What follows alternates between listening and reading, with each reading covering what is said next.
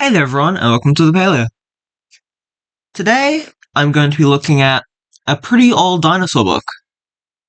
So, as you probably know, we've known about dinosaurs for a pretty long time. Over 200 years at this point. So, our idea of them has changed a lot. And I've become really fascinated with what dinosaurs were like, what we thought they were like, decades ago. So, I thought I'd have a look through this book I found on my shelf, which is called Dinosaurs of the Earth, a Nugget Nature book. I think I got from an op shop years ago. But if you look here, it does say copyright 1964 by Child Guide Publications Inc. in Britain. So, yeah, I thought we'd just have a look. I tell you the things I think are interesting. I don't think I can go through the whole book. That'll take a really long time. But I don't know, if people would be interested, I could probably do like a part 2. I am going to be reading this in my own time though, it's super cool. And let's just start, I guess. Okay, I think I found something very interesting. I might be a bit biased here, but I think we can all agree sauropods are awesome, so I think we should have a look at this. They're like my favorite group of animals ever. So it says, let us imagine ourselves back in these far-off days. Here is a valley with a river winding through it. Its shores thickly overgrown with ferns, palm trees, and other vegetation. Near the shoreline, we see a gigantic animal, more than 70 feet long. Okay, I'm just gonna put the meters, because I'm from Australia, I don't know how big a feet is. I can't, know it immediately. So I'll just look that up and, put it on screen. I need to refine my spell, I'm so sorry. Feet long and weighing about 27 tons. I think that's pretty accurate. I know the Diplodocus weighs around 30 tons. 20, 30 tons. This is Brontosaurus. The Thunder Lizard. And yes, Brontosaurus does exist. It's existed for over a decade now. For those people who didn't know. Brontosaurus had an exceptionally long whip-like tail, a great barrel of the body, and a very long, supple neck, with a ridiculously small head. That is something about sauropods. They have very small heads. So that they can lift them up higher. So their necks can hold the weight. I just want to say, are palm trees that old? If so, I wasn't aware of it. I might go looking into that. I'm not really a paleobotanist person. Buried in the top of its skull is an air hole with a passageway leading to its nostrils, and so this fantastic creature could submerge in the river and still breathe. Yeah, I know this was something that we really thought sauropods did back in the day. We thought that these large, massive animals, there's no way they could have supported their own weight. So they have to have been at least semi-aquatic, spend their time in the water so the water can help hold their weight up. So you see this in Jurassic Park. There are their nostrils on the top of the head so that they stick out and they can still breathe. It's fascinating. Brontosaurus was a member of the sauropod family of dinosaurs. Dinosaurs. Scientists have classified 3 members in this family. Brontosaurus, like other sauropods, have classified 3? Okay, there were more than 3 sauropods in 1964, right? I'm, sure of that. Okay, so I can confirm that they are incorrect, because first of all, we have Diplodocus, Brontosaurus, Brachiosaurus, and I'm pretty sure Apatosaurus was discovered before Brontosaurus, and of course we have stuff like Cedosaurus, which was discovered far before that. Brontosaurus, like the other sauropods, was a plant eater with a very small mouth. It had to spend most of its time just eating in order to keep its body well fed. Oh, I haven't seen this page before. Now we have Diplodocus. It's very long body, with its whip-like tail and long neck. It's definitely recognizable as Diplodocus, I feel. Though you can see sauropods At this time, they looked very different. I just want to clarify again. I'm not sure if this book is outdated for 1964. I just know it's outdated for now and that it was published in 1964. You can see they're very sprawled out. You didn't really see the sauropod with these giant, like, pillar-like legs. So that's something I wanted to point out. You can see the Brachiosaurus. I think it might look a bit more like a Giraffatitan, to be honest, with its cliff-like head, a more of a cliff-like head, which would make sense since Giraffatitan was still considered a species of Brachiosaurus back in 1964, the 1960s. So it does make sense that it would be like that. Very large creature. I'm not sure if it was the largest sauropod at the time, but according to this book it was, since Brachiosaurus is bigger than both Diplodocus and Brontosaurus, and Diplodocus is definitely, and Brachiosaurus is no. Sorry, I lost track. And Brachiosaurus is obviously bigger, and it said there's only three. It's wrong, but Okay, so I couldn't actually find anything during my research about what the largest dinosaur during this period actually was. AI Overview on Google said that it's Brachiosaurus, but we all know that that isn't the best source of information. So if you know, like if you have a book or something, then I would appreciate it if you could like put a comment or something. Thank you. okay, I'm gonna read. Brachiosaurus was the heaviest of the three giants and weighed about 48 tons. I'm not sure how accurate that is. I think it's pretty accurate though. I'll put it on screen.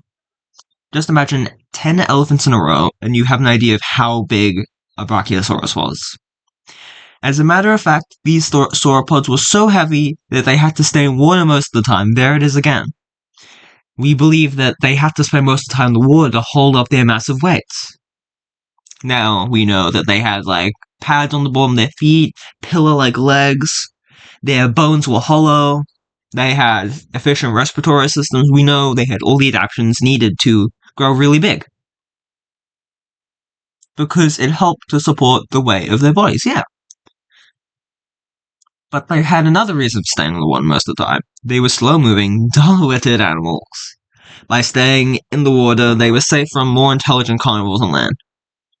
Okay, sauropods were probably pretty slow-moving, and with how small their heads are, they probably didn't have the largest brains. Actually, I don't think I can really talk on that one. But I feel like with our new theories and knowledge that sauropods spent most of the time on land, I feel like the people weren't really considering this is a massive animal with it's a massive animal. It could probably defend itself. Diplodocus. 87 feet from tip to tail. Tip to tip. I don't know how big a foot is. Okay, so I did some research. 87 feet is around 26.5 meters, and Diplodocus is around that size, though some estimates put a bit bigger, though most are around 20 to 27. Was the longest member of this family of monsters. Don't like that word. It was at least 10 feet longer than either of the others. This was because it had the longest tail in the world. Doesn't? Correct me if I'm wrong. No. I'm sure I remember hearing another dinosaur had the longest tail. Okay, so you would be incorrect. Diplodocus does have the longest tail to my knowledge, however, I was probably thinking of Supersaurid, which is the longest dinosaur in total. This was because, yep. As we face the shoreline, an immense shape appears among the trees. An ugly head comes briefly into view, then is quickly withdrawn into the foliage. The shape is a female brontosaurus who has decided to come ashore to lay her eggs in the earth like turtles. The book didn't say that, I'm saying that. She leaves the water, moving slowly on her great pillars of legs, and is unaware of any danger. Okay. This is cool. We have an Allosaurus here. It seems to be brown with a very upright stance, kangaroo stance, if you will, and then sort of a greeny grey stripes along its back. Looks pretty cool to me. I'm loving the art in this book. Pretty cool. Looks more like a T-Rex to me. Like, I know Allosaurus was thought to be upright a long time ago, decades ago when it was first discovered. But I don't know. I just feel like this doesn't look like Allosaurus at all. Just okay. I'm gonna keep reading. The hand among the trees is the most ruthless killer of this time. The giant dinosaur Allosaurus. I wouldn't say it's ruthless. Again, all animals are just hunting to survive. I know I'm being pedantic, but it's the truth. Allosaurus was the most fearful hunter of the Jurassic period. He had enormous jaws and strong, rending 6-inch teeth. He was 35 feet long. He walked on his hind legs and moved swiftly through the jungle. He had beady eyes, claw-like hands. Well, he had claws on his hands, you could just say clawed hands. With a grip like steel. Long, powerful hind legs and a heavy whip of a tail. He probably used it to some extent, but I don't believe a whip-like tail was a primary weapon. They're probably not implying that, I'm just making it. I don't know what I'm doing. He used it to balance himself, yep. When standing, yep. Okay, it was gonna. Okay. A monster like this awaits Brontosaurus as she drags her tremendous weight from the water and lumbers towards the shore. There is a sudden rush of leaves and flying mud as Allosaurus comes leaping out of the trees. He plunges into the water and sinks his terrible teeth into Brontosaurus' neck. The attack throws the ponderous Brontosaurus into a panic. She tries to get back into the safety of the deep water, but she is too late. And then we have this. I feel like, obviously, a Brontosaurus wouldn't go down that easily. It's a massive animal. It weighs many tons. It has its whip tail. It's massive. I just feel like it wouldn't go down that easily to an Allosaurus. Allosaurus is fast and ruthless. He clamps his jaws firmly around Brontosaurus' neck and practically severs it with one bite. Okay, this just got me thinking, when did the Allosaurus hatchet theory come around? 2001. I know it's outdated now, but I want to know when it came around now. Brontosaurus, in a last desperate effort to rid herself of the killer, rears and rolls on her side in the water. She makes a mighty splash as she falls, and Allosaurus is almost trapped under her huge body, but he steps clear and continues his attack. The water is dyed red as Brontosaurus dies. Allosaurus tears out great chunks of flesh and gulps them down. After more than an hour of gorging himself, Allosaurus begins to lay bare the bones and cartilage of the dead Brontosaurus. He continues gorging, roaring, satisfaction. One more such meal, Brontosaurus used to a skeleton. Okay. The duck-billed dinosaurs. This is going to be interesting. Now, I know for the last bit I did the whole section, the sauropods, but I really just want to pay attention to this part. You see a Trachodon on land and a Parasaurolophus and Corythosaurus swimming beneath the water. I'm seeing a trend of aquatic dinosaurs. So I'm just gonna read this bit a bit, the part I'm looking for. Okay. In marshy woodlands and nearby swamps, we see many other duck-billed dinosaurs. One of these is swimming cousin of Trachodon, named Saurolophus. Okay, Saurolophus. I don't see him here. Like all the duck-billed dinosaurs, Saurolophus had webbed feet that kept its body from sinking into the soft mud. Now, is there any actual evidence for this? I get it's probably speculation. Speculation is important. It's where we get new ideas, and it's very useful for filling in the gaps. However, I've never seen any paleo art, any documentaries, any studies where it's mentioned that Parasaurolophus and Corythosaurus swim. So I feel like either this book is doing it or this is product of the time. Web feet, of course, were also useful for swimming. Now I'm sure most dinosaurs could swim, but I'm not sure if these guys spent a particularly long time in the water, like the book suggests. Saurolophus was 40 feet long and could easily qualify for the title of the largest swimmer that ever lived on land. Spinosaurus. Yes, I understand Spinosaurus wasn't found to be a semi-aquatic dinosaur until 2014. Uh, Floating lazily near the shore is another member of the swimming team. The duck-billed dinosaur is Corythosaurus. Fun fact? Well, fun for me, not so fun for you. I just got the Hammond Collection one off Amazon. Corythosaurus was 18 feet long and had a large coxswain. Okay, no idea what that is. Turns out a coxcomb is a type of plant, a flower, that kind of resembles a Corythosaurus's crest. I will insert an image right here. Like crest, which appears to have been a cavity in which air could be stored for long submergence.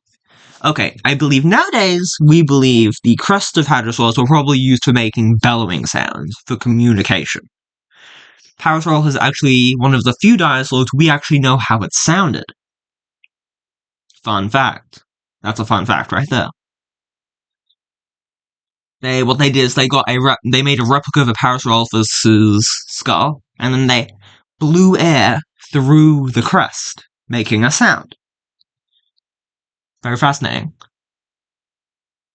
Swimming upstream is another big duck-billed dinosaur, Parasaurolophus. There he is.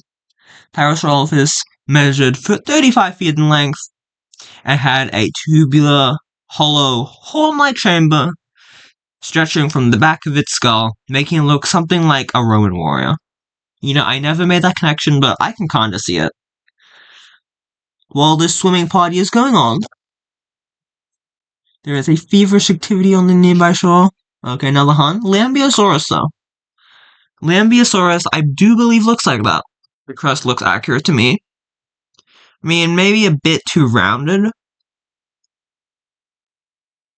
Oh. Yeah, it looks a bit off. This part here, the front rounded bit, I think it's a bit too forward.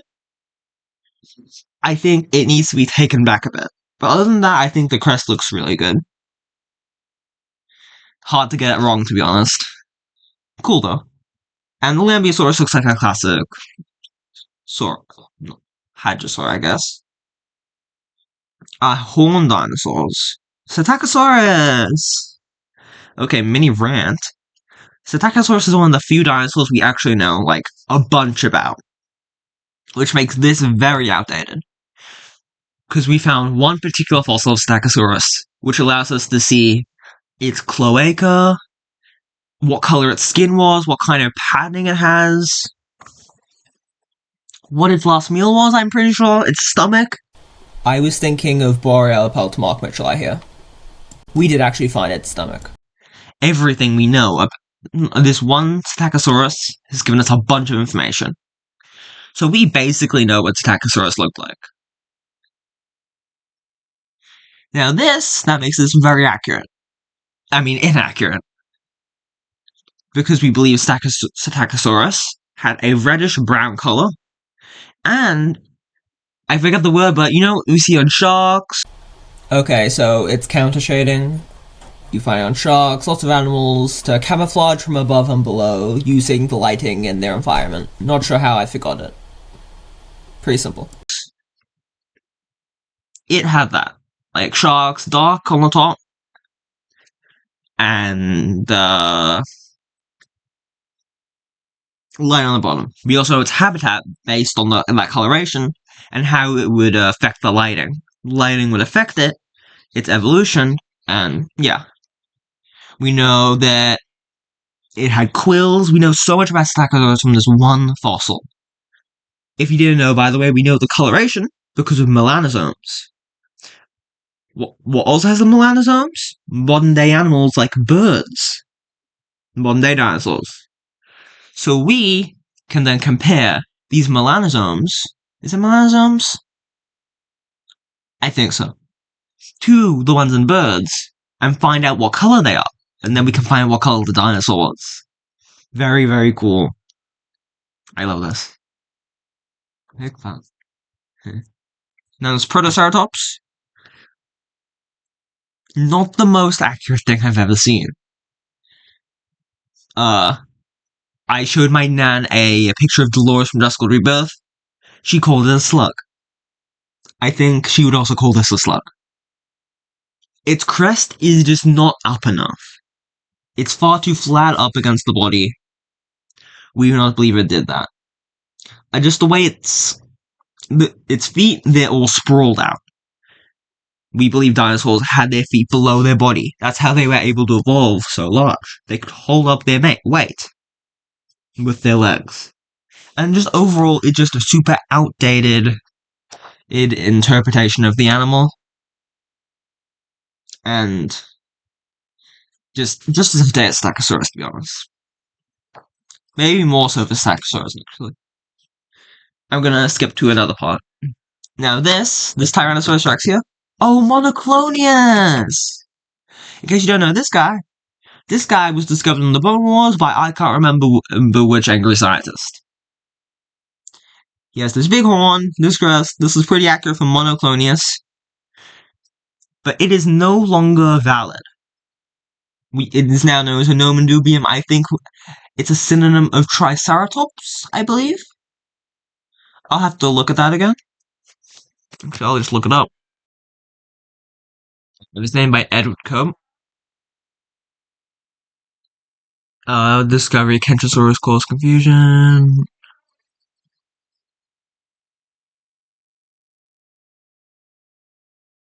Oh, Monoclonius is thought to be a juvenile Kentrosaurus. Or subadult. Okay, good to know, good to know. So anyway, this Tyrannosaurus Rex, when I look at it, it immediately reminds me of the one from the novel Jurassic Park. The Red Rex. The toy. That's immediately what it reminds me of. But this came before the novel, so who knows? Maybe Michael Crichton stole some ideas from this book. Is this book do we take this book for Jurassic Park? Probably not. Tyrannosaurus Rex, the undisputed king of the jungle. Did they live in the jungle? Probably not. More like foresty, swampy areas. Again, ruthless killer. 50 feet. Pure terror. Okay. Unsuspecting dinosaur, much closer to death. Yeah. Meteor. Okay. Oh, I have a thing on my book. Oh. Monoclonius. How long met Monoclonius? Monoclonius measured 20 feet long and was a member of the horned dinosaur family, Ceratopsians, that roamed the North American plains 100 million years ago. It was an ugly beast. What is this book in insulting dinosaurs? Okay? Leave my Kentosaurus babies alone. It walked, 4 legs and was very similar to the present day rhinoceros. That is true. No, so the amount of people who have said, isn't rhinoceros a dinosaur? 5 annoying things people say about dinosaurs. Number 1, when people call rhinoceros a dinosaur. It had claw feet. Okay, the most noticeable feature was its large pointed horn growing out of its forehead, like many ceratopsians.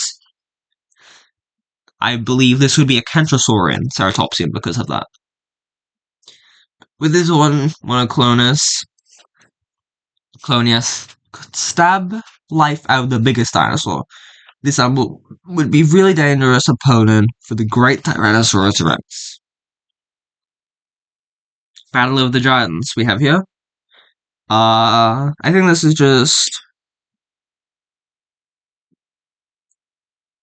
just like a summary of that fight. Oh, it goes over 2 pages.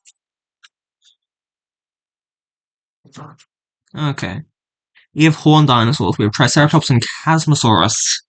That does not look like a Chasmosaurus. Chasmosaurus is famous for its giant frill. And Triceratops, it's recognizable, but like, all the dinosaurs in this book have sprawled out appearances, I've noticed. Especially ceratopsians and stuff. Today, we obviously know that dinosaurs did not have sprawled out limbs. We knew that they had straight down limbs to hold up their massive weights. Ah, Styracosaurus right here. I didn't even have to see the name. That's just Styracosaurus. You haven't changed at all. You haven't changed at all, buddy. I mean, you have. Styracosaurus obviously did not look quite like that. It has its broad appearance. Its skull definitely looks off to me, but there's no other dinosaur quite like it.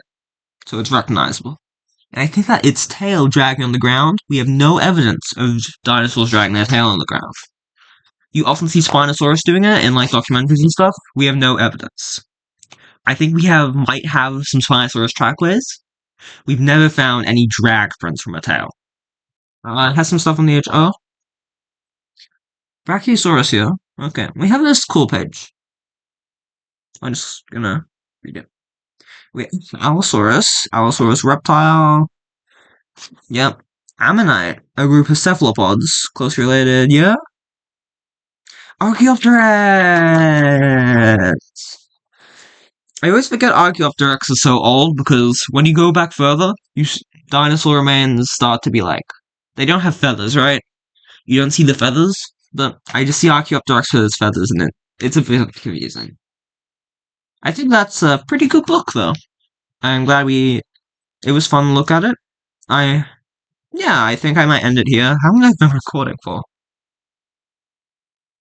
I have been recording for nearly half an hour. Wow. Okay. I think I have to end it there. Because I have to edit this, and I don't want it to be too long of a video. So, I hope you had an amazing day. I hope you enjoyed my video. And I'm gonna try and get on a schedule to upload more. I know I barely ever upload, like, one, and I keep saying I will, but I'm gonna try. Need to get better at it. I hope you have an amazing rest of your day, and bye.